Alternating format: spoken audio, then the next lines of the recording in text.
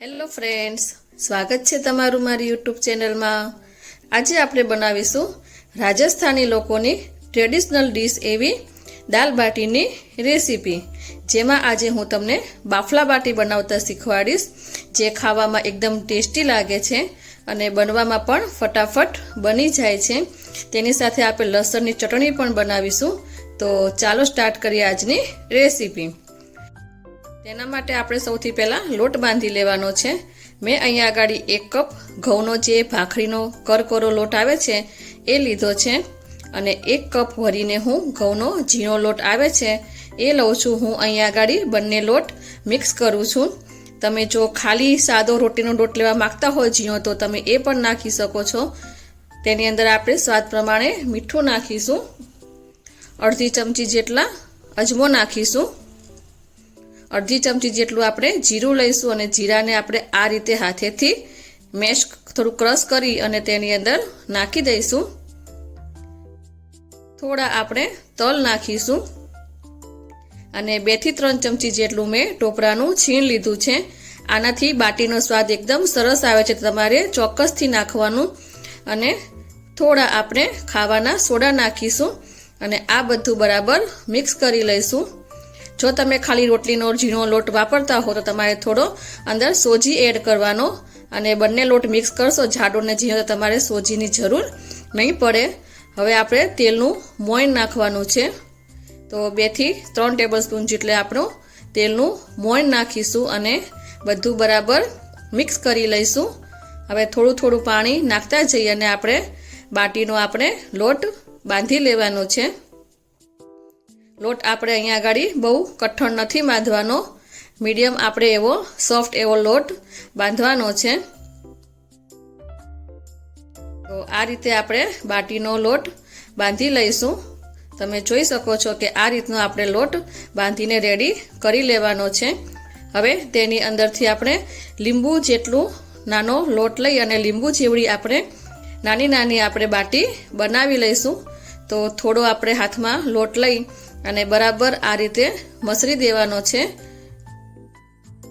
બરાબર મસરી અને ગોળ રાઉન્ડ શેપ આપી પછી વચ્ચે આંગળીની મદદથી આ રીતે થોડો ખાડો કરી દઈશું। તો આ રીતની આપણી નાની આપણે બાટી બનાવીને રેડી કરી લેવાની છે। આ રીતે બરાબર લોટ મસરી થોડો લોટ લઈ મસરી અને રાઉન્ડ શેપ આપી અને પછી આંગળીની મદદથી વચ્ચે ખાડો કરી દેવાનો છે। તો આ રીતે બધી બાટી બનીને આપણી રેડી થઈ ગઈ છે। હવે આપણે એક તપેલાની અંદર પાણી ગરમ કરવા મૂકીશું। પાણી એકદમ ગરમ થઈ જાય પછી આપણે જે બાટી બનાવીને રાખી હતી તે બધી બાટી આપણે પાણીની અંદર ઉમેરી દઈશું। આપણે બાફલા બાટી બનાવીએ છીએ એટલે આ રીતે તમે પાણીની અંદર તેને ઉકાળવાની છે। જો પાણીમાં ઉકાળવી ન હોય તો તમે સ્ટીમરની અંદર પણ સ્ટીમ કરી શકો છો। આને 15 મિનિટ સુધી આપણે બરાબર ઉકળવા દેવાનું છે। પછી આપણે ત્યાં સુધીમાં દાળ બાફવા માટે તૈયારી કરી લઈએ। તો તેના માટે હું 2 થી 3 ટેબલસ્પૂન જેટલી મસૂરની દાળ લઉં છું। 2 થી 3 ટેબલસ્પૂન જેટલી આપણે મગની મોગર દાળ લેવાની છે, ફોતરા વગરની, અને 2 થી 3 ટેબલસ્પૂન જેટલી આપણે તુવેરની દાળ અને 2 ટેબલસ્પૂન જેટલી આપણે ચણાની દાળ લઈશું। આ બધી દાળને આપણે બરાબર ધોઈ અને વોશ કરી લઈશું અને તેની અંદર આપણે 2 ગ્લાસ જેટલું પાણી નાખી દઈશું। હવે તેની અંદર આપણે થોડી હળદર નાખીશું અને થોડું મીઠું નાખી દઈશું અને આપણે દાળને બાફવા માટે મૂકી દઈશું। તો 15 મિનિટ પછી આપણે જોઈ શકો છો કે આ રીતે બાટીને બરાબર પાણીમાં ઉકળે ત્યાં લગી આપણે 15 મિનિટ સુધી ઉકાળવાની છે અને પછી આપણે તેને તેની અંદરથી કાઢી લેવાની છે। તો 15 થી 20 મિનિટ થઈ ગઈ છે। હવે આપણે બાટીને તેની અંદરથી પાણીમાંથી કાઢી લઈશું। આ રીતથી તમે બાટી બનાવશો તો બનાવવી પણ ઇઝી છે અને ખાવામાં પણ એકદમ ટેસ્ટી લાગે છે। હવે બધી બાટી કાઢી લીધી છે અને આપણે તેને થોડીવાર ઠંડી થવા દેવાની છે। ઉપરનો ભાગ આવી રીતના ડ્રાય થઈ જાય પછી જ આપણે તેને તેલની અંદર ફ્રાય કરવાની છે। તો તેના માટે મેં અહીંયા આગળ તેલ મૂકી દીધું છે અને તેલ ગરમ થઈ જાય એટલે આપણે તેની અંદર એક કરી અને બાટી નાખીશું અને બાટીને આપણે ફ્રાય કરી લઈશું। તમારી કડાઈમાં જેટલી બાટી સમાય એટલી બાટી તમારે તેની અંદર નાખી દેવાની છે અને આને તળવા માટે તમારે મીડિયમ એવી આપણે ગેસની ફ્લેમ રાખવાની છે અને તેનો કલર ચેન્જ થાય ત્યાં સુધી આપણે તેને તળવા દેવાની છે। આપણે બાટીને બાફી લીધી છે એટલે તે કાચી તો નહીં જ લાગે અને પાછી આપણે તેને તળી લઈએ છીએ એટલે ડબલ વખત આપણી બાટી કૂક થઈ જશે। તો આ રીતે તેનો આખો કલર ચેન્જ થાય ત્યાં સુધી આપણે તળી અને તેને તેલમાંથી કાઢી લેવાની છે। તો આ રીતે આપણે બધી બાટી બનાવીને રેડી કરી લઈશું। તો અહીંયા આગળ આપણી દાળ પણ બફાઈ ગઈ છે। હવે આપણે આ રીતની એક વલોણી લઈશું અને દાળને આપણે આ રીતે મેશ કરી દેવાની છે। તેની અંદર આપણે બ્લેન્ડર નથી ફેરવવાનું પણ આ રીતે તમે એક વલોણી લઈ અને થોડી આ રીતે તેને મેશ કરી લઈશું। હવે દાળના વઘાર માટે મેં અહીંયા આગળ ટામેટાં, ડુંગળી, આદુ, લસણ અને મરચાં લીધા છે જેની આપણે ગ્રેવી કરી લેવાની છે। તો આ બધાની આપણી ગ્રેવી રેડી બનીને તૈયાર થઈ ગઈ છે। હવે આપણે દાળનો વઘાર કરવા માટે એક કડાઈ લઈશું। તેની અંદર 2 થી 3 ટેબલસ્પૂન જેટલું તેલ નાખીશું। તેલ ગરમ થાય એટલે અડધી ચમચી આપણે રાઈ નાખીશું। વઘાર માટે મેં અહીંયા આગળ તજ, લવિંગ, બાદિયા, તમાલપત્ર, સૂકું લાલ મરચું અને જાવંત્રી લીધી છે। આ ખડા મસાલા આપણે વઘારની અંદર નાખવાના છે। હવે તેની અંદર આપણે જીરું નાખીશું અને હિંગ નાખીશું। પછી જે આદુ લસણ મરચાંની પેસ્ટ કરીને રાખી હતી તે પેસ્ટ આપણે તેની અંદર એડ કરીશું। મેં અહીંયા આગળ 1 થી 1.5 ઇંચ આદુ અને 7 થી 8 કળી લસણની અને 2 લીલા મરચાં લીધા હતા। હવે 1 થી 2 મીડિયમ સાઇઝની ડુંગળી મેં લીધી હતી એની જે પેસ્ટ કરીને રાખી હતી તે પેસ્ટ આપણે તેની અંદર એડ કરીશું। આદુ મરચાં અને ડુંગળીને આપણે થોડીવાર માટે સાંતળી લેવાનું છે। થોડીવાર માટે આપણે તેને કૂક કરી લઈશું।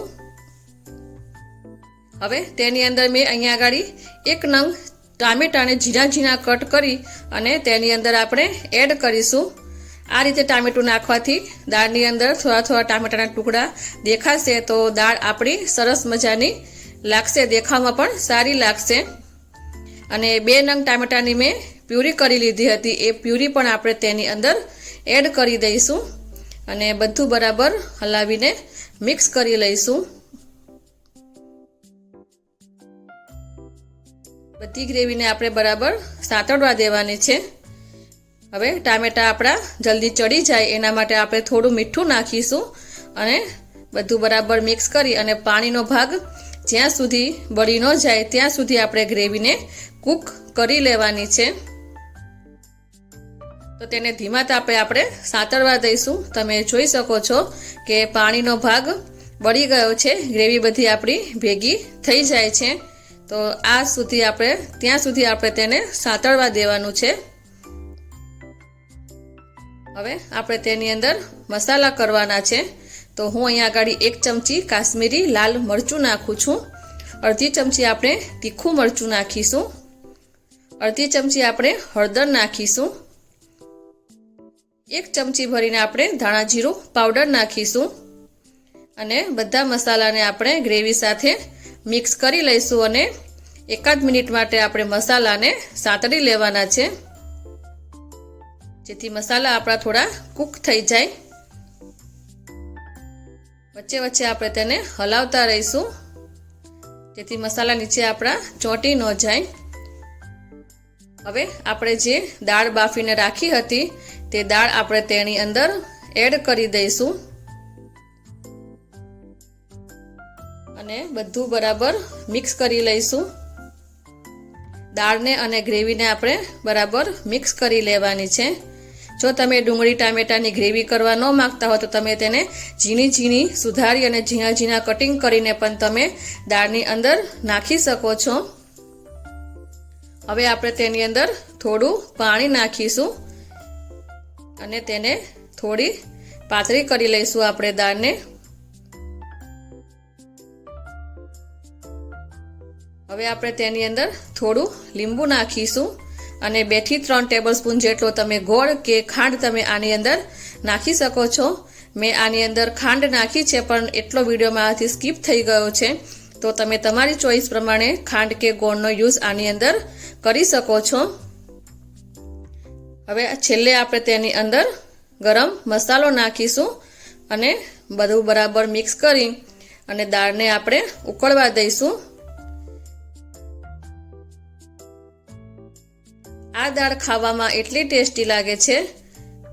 હવે છેલ્લે આપણે લીલા ધાણા નાખીશું અને બરાબર મિક્સ કરી લઈશું. તમે જોઈ શકો છો કે દાળ આપણી ઉકળી ગઈ છે. તમારે આ રીતની દાળની કન્સિસ્ટન્સી રાખવાની છે. તો હવે આપણે ગેસની ફ્લેમ બંધ કરી દઈશું. દાળ આપણી તૈયાર થઈ ગઈ છે. તેની ચટણી બનાવવા માટે મેં અહીંયા આગળ જે સૂકા લાલ મરચાં આવે છે એને મેં ગરમ પાણીમાં 1 કલાક પહેલાં પલાળી લીધા હતા. તો હું 8 થી 10 તીખા લીલા લાલ મરચાં લઉં છું અને 2 થી 3 મેં કાશ્મીરી લાલ મરચાં લીધા છે.